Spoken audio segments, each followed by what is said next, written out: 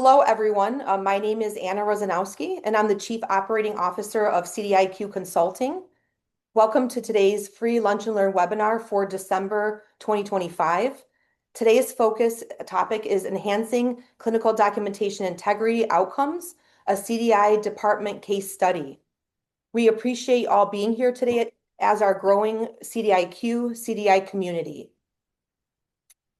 Now I'm honored to introduce our founder and CEO, Dr. Tarman Aziz, MD, CCDS. Dr. Aziz is a HIM executive, founder and CEO, internal medicine physician with over 13 years of CDI experience. 2025 was a big year for us. Dr. Aziz, I would like to pass it over to you to just share why. Thank you so much, Anna, for that nice introduction, and welcome to everybody. Allow me to wish you all a very early and very happy holiday season upcoming here as the month starts to pass the halfway point. I don't know what happened to the beginning of December, but it's gone already. And we're thrilled to have you with us here today.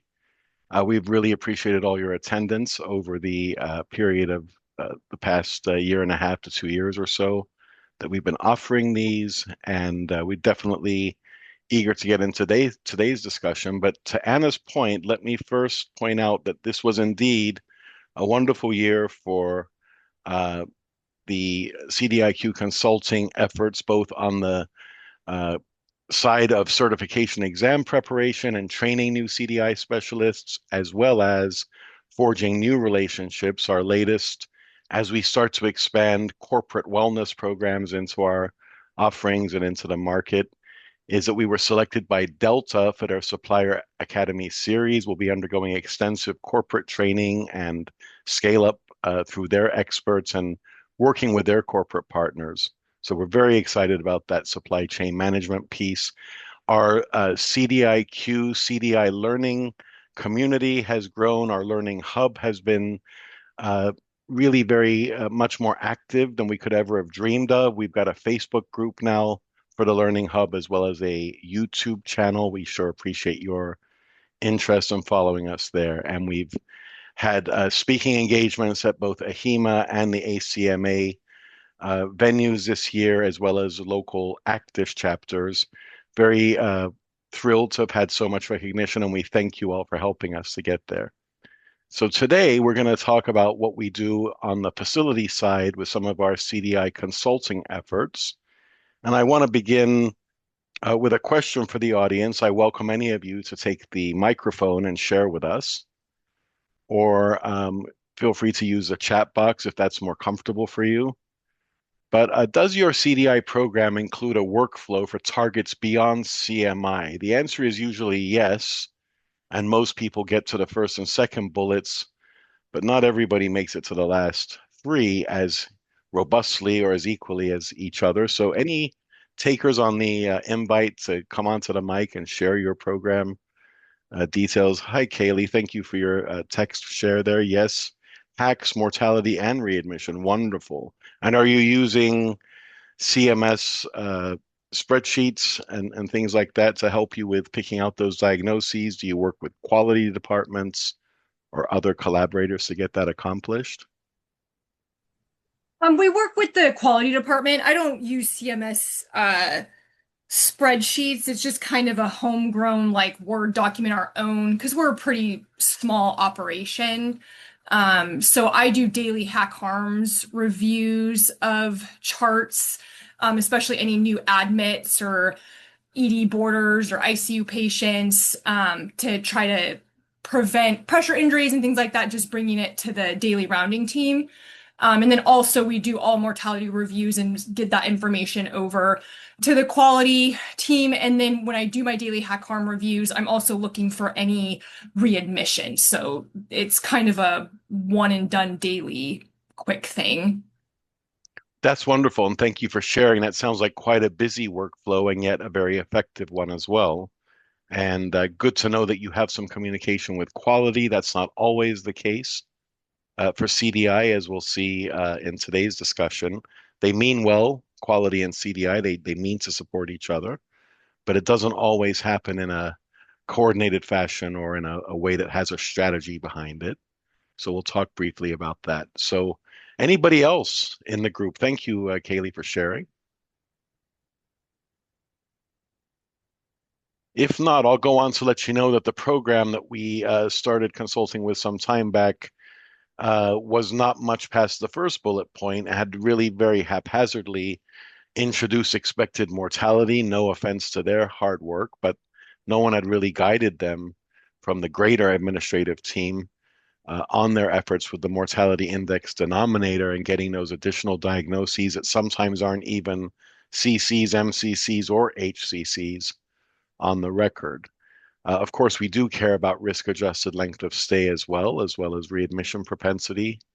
And HCC capture, even though we're mainly focused on the outpatient side with HCC and those primary care provider initiatives, still, inpatient CDI software flags HCC diagnoses for a reason. They are often players across a number of metrics that matter as diagnoses. And so we see increasingly HCC diagnoses and Elixhauser labeled diagnoses on CDI software.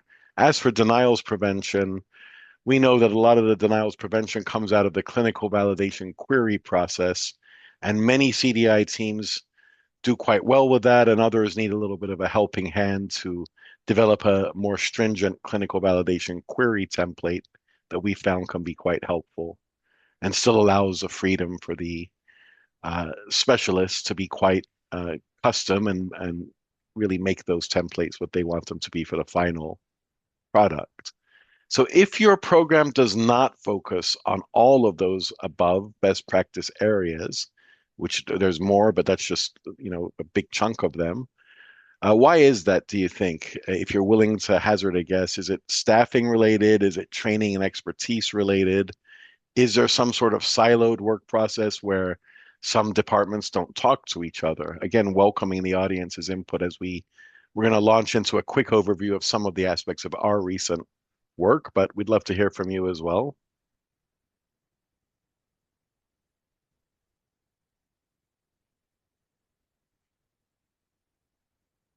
And understandable if you don't want to share the details of your program for fear of it being identified, no worries. We're certainly sensitive to that, and we want to be discreet, certainly as we are with our clients. So most of the time, our experience is it's really not that additional training and expertise is required. It's more repurposing the training and expertise that you already possess as a team or as an individual CDI chart reviewer. And certainly, staffing deficits can be addressed. It's possible to speak to leadership to talk about balancing pay line against workload and things like that. The isolation is the most pervasive issue when it comes to pushing beyond the CMI impact for CDI programs. And that unless you're integrated with a multidisciplinary team, it really does become hard to achieve that which you wish to achieve with your CDI program. So let's jump in. Again, we don't have time in a short lunch and learn discussion like this to get into every aspect of the consulting initiatives, but we can certainly go over some of the high points and then open it up for questions or commentary about similarities and differences you're seeing either as consultants or as staff in various facilities. So we're talking here about a standalone community facility, about 175 staffed beds, around 8,500 inpatient discharges yearly, just under 4-day GMLOS with just under 8 million for the gross revenue. This is a medically diverse population, Medicare Advantage payer for the big chunk of the population and for the CDI focus. Now, the value-based purchasing TPS, the total performance score, is around 28, which is really not up to scratch it's not so far off national average, but it's pretty far off peer performance, and I'll show you why in a moment. And so we were concerned about the ability to impact risk adjustment here. That was the primary concern. So again, these are meant to be more mature CDI program focuses, and most programs have adapted nicely over the years. We were primarily engaged to make sure that SOI ROM capture through CCMCC capture was accurate. For example, the combined medical and surgical intensive care setting for this hospital had a very poor histogram for the 1 through 4 SOI ROM scale, a little bit too far to the left for that type of ICU population. But we were really also brought in to quickly dispense with that and move on to expanding the scope beyond the good work that was being done in PSI and hack reduction and some of their early yet incomplete work on expected mortality. So we'll move on. And if anyone has questions along the way, do feel free to jump in. I'll go pretty efficiently through these slides, and I'll pause and ask questions along the way, but also feel free to jump in at any point yourselves. So the total performance score around 28. As mentioned, the national average 38.5. And in fact, smaller community hospitals oftentimes exceed the national average score. So we should hold that 28 against a little bit more of a stringent, sort of target or goal. And there was definitely room for improvement there. If you haven't worked in the total performance score calculation, it's a complicated methodology that requires a lot of reading through the cms.gov attachments. But in general, you should know that there are equally weighted components around clinical outcomes, patient safety, person and community engagement, and also efficiency and cost reduction. And you'll take the higher score between the achievement and improvement points that are issued. The domain scores themselves are aggregated. And again, please refer to cms.gov for hours and hours of entertaining methodology. It's really quite sophisticated how all of this is done. The examples of some of the data are shown just in the bottom of the slide for reference, like your death rate for heart attack patients or death rate for heart failure patients. Either the results are not available because of a small sample size, or it's hopefully going to be in line with the nationally expected rates like you see demonstrated here. So this was a real sort of in the living room, there it was waiting to be addressed. And not being addressed was that absence of impact on value-based purchasing. So what did this team look like exactly? This team may or may not resemble teams you're familiar with.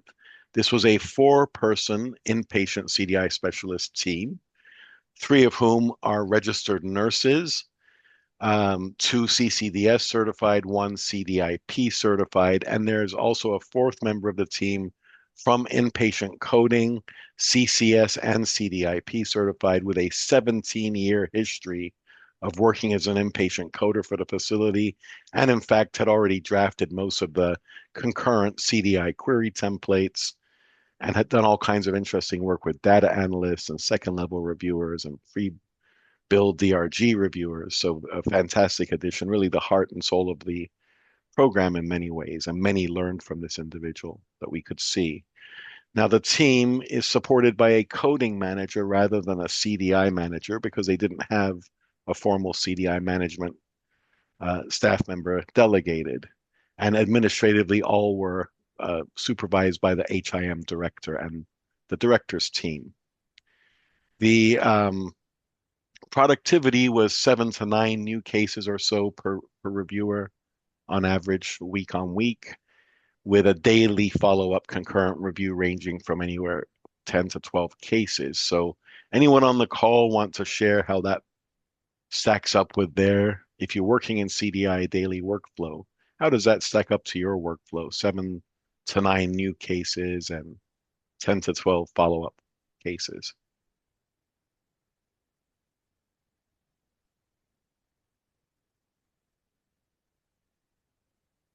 Kaylee says very similar. Thank you so much. Yeah, it's the expectation is 10 new, 10 old. Thank you, Jean, for your input as well. And nationwide, what we're seeing is a shift to 10 to 12 new cases daily and anywhere from 15 to 17 follow-ups daily. So many CDI specialists are pushing between 27 and 30 charts daily that they're touching in a meaningful way. That's a pretty high-paced workflow. Even if you can get 2 to 3 new cases through, you may have to do 4 to 5 follow-ups in an hour. If you can do 2 to 3 new ones in an hour, great. But your follow-up pacing has to be quite fast. Now, those who have numbers that don't match that, no doubt do not have all of the AI assistance that programs that are mandated to that productivity might have. So if you have something like 3M or now Solventum, the 360 Encompass products, or the products out of Nuance and Optum and others that specialize in importing the EMR data and making it very user-friendly to, um, right-click code and have queries suggested to you, sure, you can keep up that pace. So, very important to consider then the team that you're working with when you come into any organization. And it's always important to respect the team on the ground and work with them the best you can. Now, I wish I could say that about the physician champion. Documentation champion in this facility changed 3 times in 3 years. And we ended up appointing yet a fourth one, which thankfully that individual has done very well. But it's not uncommon. This is a newer CDI program, only about 3 years old, as you see here. And it's not uncommon for those programs to have some growing pains around who is going to administratively celebrate and push forth the CDI work and serve as that key provider liaison and educator. All right, so the scope really didn't fully expand for this program into the quality items as mentioned, and clinical validation queries were low in volume. We'll talk about why that was in a moment. The team was working very hard. There were no slackers on this team. They were knocking it out of the ballpark daily in terms of their work effort, but they still weren't really meeting the volume expectations, even when that CDI software was introduced. And the overall design of the program really prevented it from influencing risk adjustment, quality metrics, and denials in any meaningful way, at least in the baseline state that we found the team operating in. Again, no offense to their hard work. They did make tremendous initial strides across CMI and DRG optimizations. Again, 3 champions in 3 years is not something to be such a jaw-dropping announcement, but it is something that tells the temperature of the program to a degree. Why such a high turnover in that seat? Sometimes the hospital envisions an ideal person to serve as a doc champion, and that individual is oftentimes not ideal for various reasons. They may not have the passion to be a documentation champion. They may not have the ear of the providers in the way that we thought they might have. There could be issues with communication style and education delivery or follow through with CDI for closing the loops of feedback. So as you can imagine, that's a daunting task, especially when that's often a voluntary or minimum stipend type of role. Nonetheless, we did find someone suitable. The other thing we noticed is that the team depended on a written query escalation policy. It was there as a local intranet policy housed in the department primarily, but it didn't have clearly defined timeframes beyond the first escalation after 48 hours of no response, nor were there any clear expectations what the chain of command looked like for escalating the higher profile queries that really needed a response and were not getting achieved despite diligent follow-up by CDI. All right. Other issues that we faced for governance in general, denials management totally outsourced to a vendor. And while there was a liaison on the team from the rev cycle integrity team, CDI themselves rarely saw payer rationales. They didn't get to see the detailed denial letters, and they had a general lack of understanding of the global volume of denials for the facility month on month. So active department, really working hard, but without that proper governance and leadership. Now, coding leadership and senior inpatient coders joined our initiative, even though it was a CDI initiative, we were able to get some buy-in from coding, which made a big difference, particularly with one inpatient coder uh, switching to the CDI team and serving as a great emissary for all the back and forth communication. The case managers and utilization review leaders were involved in certain points that I'll describe as well that would help with the global and holistic approach to documentation improvement. And even quality and patient safety leaders were invited and did attend several meetings along with their colleagues in compliance and IT and departments. Like you need a lot of people on these programs to really get meaningful change and to be an agent of change in the facility. All right, so moving forward then, go through some of the other findings. CFO, like many chief financial officers, was really focused on the ROI for the investment in a CDI program, and to an extent had started to marginalize some of the quality issues as downstream targets, so much so that it was coming at the detriment of CMS star ratings and other public-facing inpatient facility metrics. So obviously of concern there. And the CMO and the quality leaders really didn't feel that the scores resonated with their perceived clinical excellence level. They definitely delivered an excellent level of care at the facility, but the numbers, sure didn't show that. The revenue integrity leaders also concerned about the rise in clinical validation denials and that leak on the back end of the modest CMI gains, of course, causing even more alarm bells to go off. And in the end, the denials volume, when we did tap into it and understand it better, was no different than other national patterns that you see for payment denial, DRG downgrades, and things like that, the usual suspects. As far as clinical validation and fortifying against denials in general, the concern was that the CDI team kept citing a siloed process for quality and denials work that they didn't have purview for. But at the same time, when really looking deeper into the team's dynamics, the team members themselves were quite concerned about what they felt was an overly aggressive provider pushback, particularly on clinical validation queries. And when we worked with the team and with the providers, we in fact did not see anything that was more or less typical on the challenge level. Most providers trying to get along with the initiative. And then you have those at either end of the extreme, the ones who smile and sign all the queries. Yes, agreed, go ahead and document it, but not really reading the questions properly. That itself is a denials liability. And then on the other end of the spectrum, we know that some providers can be downright frustrating and a bit mean-spirited in how they push back. So we have all of these types of perspectives from seeing multiple facilities. But when you're in a facility and it's a newer program and you only know what you know, your providers can seem like really quite overwhelming in terms of the emotion that they sometimes share, and that can shut down a clinical validation process, at least if not shut it down, certainly cause it to be tempered and less effectual. So we started working, we like to work for on-site programs, elbow to elbow at the workstation to make sure that we have true audit of the workflow and suggestions that are unique to each CDI specialist rather than generic education. And so we started observing the live concurrent review process that understand how the individual CDI specialists were thinking. We noticed that many of the recent queries needed a little bit more standardization across the team.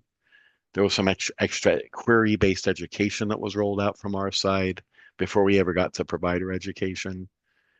And we also looked at some PSIs and helped the team learn more about denominator exclusions using AHRQ website data and other downloadable content from our government that we can easily convert to education. Overall, we benchmarked their productivity, query rate, and escalation practices against common national expectations, and they started to see they weren't that far off. And just with some subtle tweaks in the process, we're able to start scaling up that just a little bit. All right. Now, the maturity map ultimately that we developed then allowed us to quantify the gaps and decide where we were really going to target that CDI provider interface the most heavily. So we also noted that while the software was purchased, the prioritization tool that helps CDI specialists, give attention to certain cases over others first in their workflow really was not utilized uniformly, nor was the tech team or the contact from the company utilized fully. And they were more than willing to come out and help. And we coordinated quite a number of changes to how that process was carried out for prioritization. We helped the team understand that dividing the census arbitrarily didn't make as much sense for them, for their facility, for their volumes, as a unit-based division with CDI specialists rotating across different service lines to develop their skill set more, in a more diverse way. And we prioritize those units, obviously, where we felt we could get the biggest gain across all metrics. We looked at those denial trends through an improved and updated data sharing relationship agreement with the denials vendor that helped get that information funneled to the right eyes for processing and feedback to CDI. And the QA process also was a bit haphazard.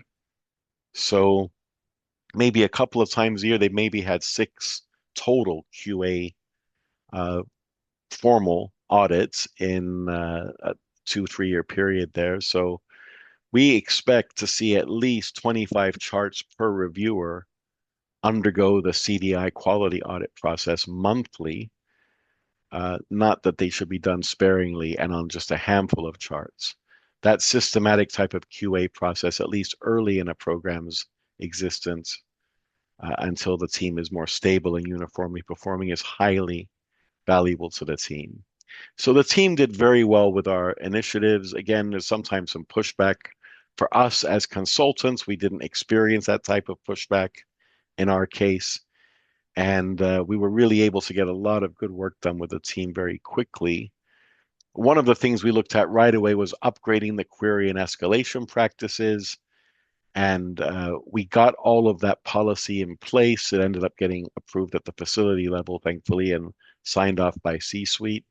The policy was framed system-wide as just to support quality and accuracy, and there was repeated reference to the policy not being a punitive tool of any kind. Physicians oftentimes misunderstand them as punitive measures in general queries and any kind of escalation around them. There is the befuddled, am I in trouble look from some of the providers before they regain composure and you start speaking with them. So once it's clarified a little bit more nicely why we're all in the room, we were able to get that update, and CDI specialists continue to receive training around new query templates, applying that policy consistently, and making sure that clinicians and reviewers both really understood the ground rules. One of the other policies we crafted was a query parameters policy for any given subject matter. When can a provider expect to receive a query? We clearly delineated that for both the CDI team and the recipients on the provider side. So there would be no misunderstandings as to why a query was being sent out in the first place. The coding manager also helped us update the clinical validation query template, and senior coders also helped to review all draft clinical validation communications that went out on the new template for about a 3-month period. Just a soft hold on the query for another set of eyes to check it for formatting and compliance with our latest template that we developed. All right, then it's on to the peer-to-peer clinical leadership setting. And we were thrilled to find this 4th and hopefully final physician documentation champion for this facility, a seasoned hospitalist, 27 years of facility service and a strong interest in CDI, and was just kind of waiting in the wings, I think, waiting to be nominated for the role, and had somewhat been overlooked, and was able to negotiate a lot of protected time given the tenure and the history with the facility, a lot of protected time allocated for CDI, for the quality work, and also had some very unique denials related responsibilities assigned. They were compliant, but they were pretty aggressive in terms of following up with providers in real time rather than waiting for the query and waiting for the post-discharge analysis of the game to take place. We made sure that doc champion partnered with CDI and quality leaders. We had to do quite a bit of work around some of that integration. It's quite commonly the case that quality has all of their metrics buttoned down just like they want them to be, and they really don't want CDI opening up new lines of inquiry around quality issues. There should be a little bit more trust, though, really, between the two, because they're working towards similar purposes, same purposes, which is to reflect the best outcomes for the hospital and reflect what truly happened at the hospital. All right, so we were smart about how we parsed out the education sessions because we had a lot of them. They were frequent, but they were brief. It was easier to tag on to existing medical staff education forums already in place across different services and hospital-wide with the CME presentations at lunch times and other things, other activities like that. Much easier to borrow 5 or 10 minutes of an existing education or administrative gathering of providers than to try and craft a CDI specific event and have them all actually come to it. Once they see the whole thing is dedicated to CDI, providers oftentimes just are no-shows for whatever reason. So we try to tag off of those that were, and successfully did so, tagged off of those that were already on their calendars. And then we, of course, had to follow up with individual providers, as you can imagine. Those who are reluctant to follow that which we tried to roll out in the facility, we were able to negotiate time with them in their office setting where they had a half day, typically half a day, if not 6 hours, dedicated to administrative work in their clinic setting, where providers tend to be a little bit more amenable to deeper CDI-based education than they would be when they're busying themselves running around the hospital and trying to get through their clinical day. So that proved to be a great venue for repeat offenders, if you will, of documentation's worst practices. And we were able to get quite a bit accomplished with them in their more comfortable home setting, as they would call it, of their clinic office, rather than a charting station, or God forbid on rounds, where sometimes CDI can get a bit too invasive. Although rounding is good, you have to do it carefully if you're going to go join rounds as a CDI team member. All right, so the doc champion was there really as an emollient, helping everybody come together. And although the peer-to-peer model did do very well, again, this facility has a recurring theme of early success followed by plateau. Again, not an uncommon pattern to see. And here, clinicians tended to look at the CDI education and the interface with the advisor or the champion in this case as a one and done education. They weren't really thinking of it as something that needs to be sustainable, that they need to keep up with these suggestions and changes. And again, that's not something unusual. It takes many years of exposure to CDI and meaningful engagement with CDI to get that change to come. So we have achieved some things and our efforts are ongoing. We're very proud of what we have achieved so far, but the CMI is still modestly climbing. Both surgical and medical and combined CMIs are all in the right direction. We have some failure to engage service lines with minimal or fluctuating performance improvements. And the 4 that stand out at this facility are neurosurge, onc, interventional cardiology, and CT surgery. Those can sometimes be challenging service lines. I was a little disappointed with oncology. They're usually more receptive, but these oncologists are a little bit more reluctant. And we know oncology notes tend to be a bit of a journey to get through. You get a whole history of the chemotherapy regimens before you ever hit a chief complaint. And then there's a lot of speculative, free-form type of narrative immersed into the note. So oncology is sometimes a challenge in itself, and it's certainly no exception here. Now, as far as capture rates and getting the right documentation to support diagnoses that are at high risk of denials, we've done okay with sepsis, acute respiratory failure, and severe malnutrition.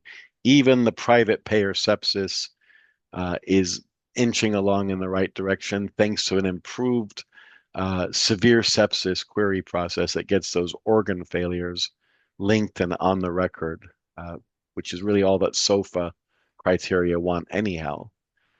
And there is some decrease in clinical validation related denials, but not really because of the CDI effort. In this case, we had to go a little deeper and get into the providers' note templates, work with them, and make sure that some of the medical decision-making elements needed to validate a diagnosis are really embedded into each and every progress note and at the time of discharge in that note as well. Then we did get quite a bit of education, as mentioned already, on AHRQ PSI exclusions, which did help with hacks and PSIs. They already had a decent POA clarification process for addressing hacks, but in the end, the improvement was, again, limited, and there's reasons for that. There's systemic issues that have to be corrected. So we're glad to see the early success in the first 6 months. A lot more work to do still, particularly PSI for post-op acute hypoxemic respiratory failure. It's the slowest area of improvement, and it tends to be that way across multiple facilities because of the nomenclature that ICU providers, surgeons, hospitalists all choose to use around difficulty with breathing. And so that more education to be delivered on that front. The dashboard revisions are our next task. We've been approved to start with CDI dashboard revisions, as well as the CDI relevant portions of the rev cycle dashboard that those feed up into. And we will also be looking forward to that design with the steering committee that we put into place. We were able to put a steering committee into place very successfully for CDI, along with getting those policies that I mentioned endorsed and adopted. So with all that said, I'm eager to hear what your team of CDI specialists, what you individually, what your facility might be engaged with. Just a few announcements from us. We do offer professional coaching at every level of the CDI process, from C-suite through the physician advisors and champions, CDI program leaders and their staff, individual CDI specialists looking to improve query process or further their careers with certifications. We're very proud of our custom certification courses. They have unique curricula designed around a diagnostic testing process. Those programs are listed on our website. We have a comprehensive CDI apprenticeship course. It's a Monday through Friday lunch and learn based from 12 to 1 Eastern. That's sold out now for the year, but we have another one starting up in, several starting up in the new year in January through March already planned. The CCDS exam prep courses and the CDIP exam prep courses, again, the live online ones, Mondays and Fridays in the evenings and Saturdays in the early to late morning, early afternoon for the end on CDIP. And then we have on-demand courses, which you can obviously take anytime, self-paced. We do have customized schedules even for our live online classes. If you don't like Mondays, Fridays, and Saturdays, we work on other days as well, but just have to look at our calendars to see what we can work out. We really are grateful to all of you who have come consistently to our 2024 and 2025 free webinars. And in 2026, we're very excited to announce that our CDIQ CDI community is going to take a step beyond the free Facebook and YouTube channel offerings. And we're going to have a subscription platform, which will allow us to deliver even more information to our community. So please look out for announcements on social media and via email. And Anna, did you want to announce anything else before I turn it over to the group for any of their questions? No, just happy holidays to everybody, and thank you so much, for being here with us today. Did a great job, Dr. Aziz. Thank you. Oh, thank you so much, Anna. I appreciate it. Yeah, everybody who's on the call now, I hope that you would feel comfortable in the time we have left together to share anything that resonated here for your own program's sake, or anything you were curious to know more about, challenge-wise that we faced or success-wise that we face. Over to you as the group listening, and love to hear from you.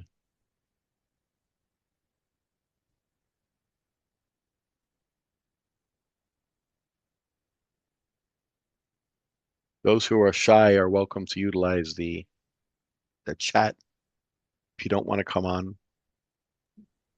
I'm curious, Dr. Aziz, like who got in touch with you to do the consulting? Was it the C-suite? Was it the CDI department? How do they get buy-in to get you guys on board? How long you guys stay on board consulting, and how you guys figure that all out?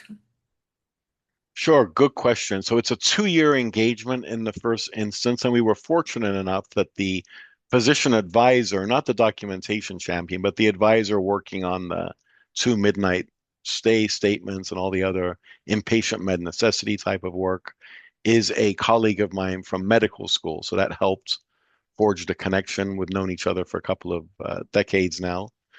And that helped us with, being introduced as a more nimble and boutique type of offering than a bigger consulting firm that tends to take a little bit longer and charge quite a bit more money. Although we obviously have our charges as well, we try to be a bit more flexible with clients.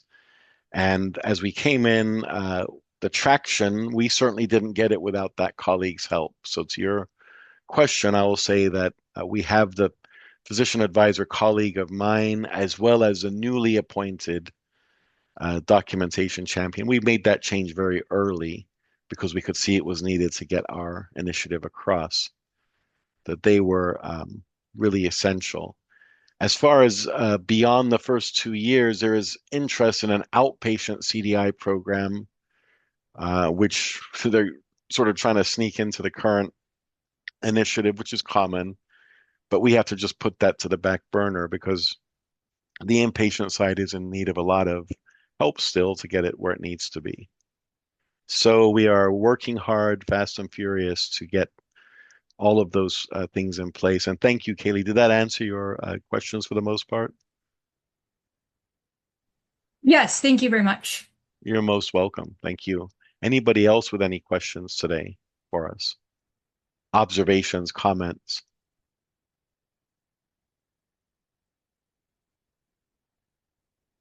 If there's nothing else, we can certainly give you back some time in your day and continue on with your workspace duties. But thank you again for attending. And we sure hope to see you out there in our new platform, our subscription platform in the new year ahead. And again, wishing all of you a very, very happy holiday season ahead and a happy new year ahead as well. We'll hope to see you soon. Thank you, everybody.